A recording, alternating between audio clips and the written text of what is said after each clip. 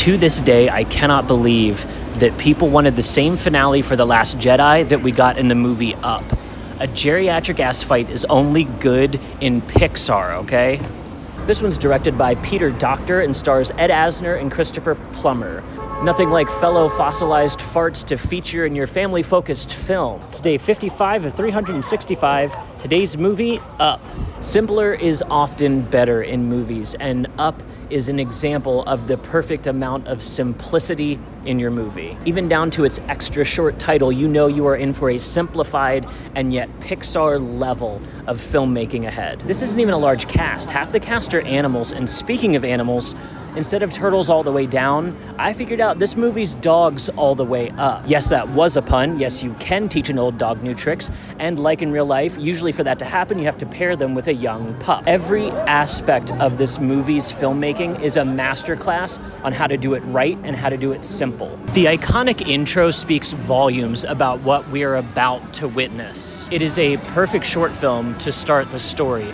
And this isn't new for Pixar. They were adding short films to the beginnings of their movies from the get-go. This is something that I think should have caught on in the industry. If you went to the movies and they opened and closed with a short film, this would add jobs to the industry and give you more bang for your buck. That $15 that hits your wallet so hard wouldn't feel so bad if 5 of that was going to 2 short films on top of the feature you're about to watch. Hot take, I think that should be a requirement. The film utilizes leitmotif by taking a little theme and then changing its modes and orchestrations across the movie.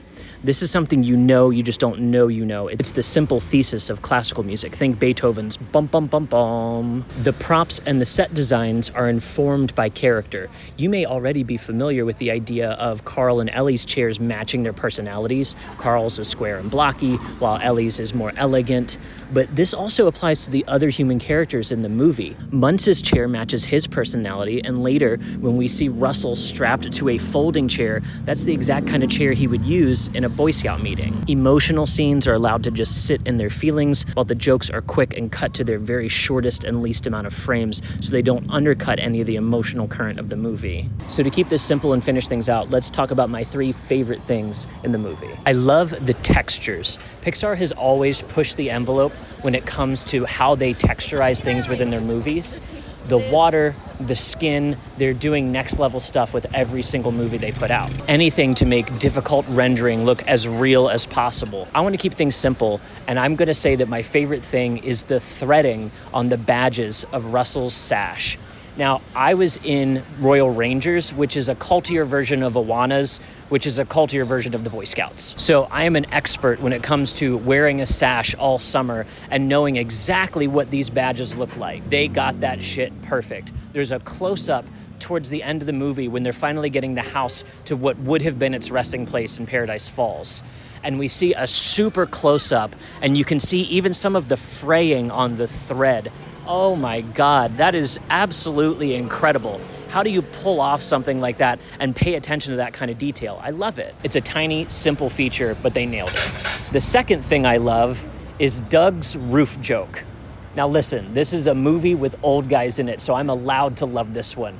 It comes out of nowhere. It's totally surprising after we've gotten used to him speaking like a human. Suddenly he sounds like a dog again, just to punctuate that fucking joke. Oh my God, it's so funny. You could even say they were good boys for including that joke. And my third and final thing that I love from this movie is old man strength. Now, not only do we see Carl dragging an entire multi-ton house along through the jungle, an absolute feat on its own, but towards the end of the movie, we see both him and Muntz hanging upside down off of the side of a Zeppelin.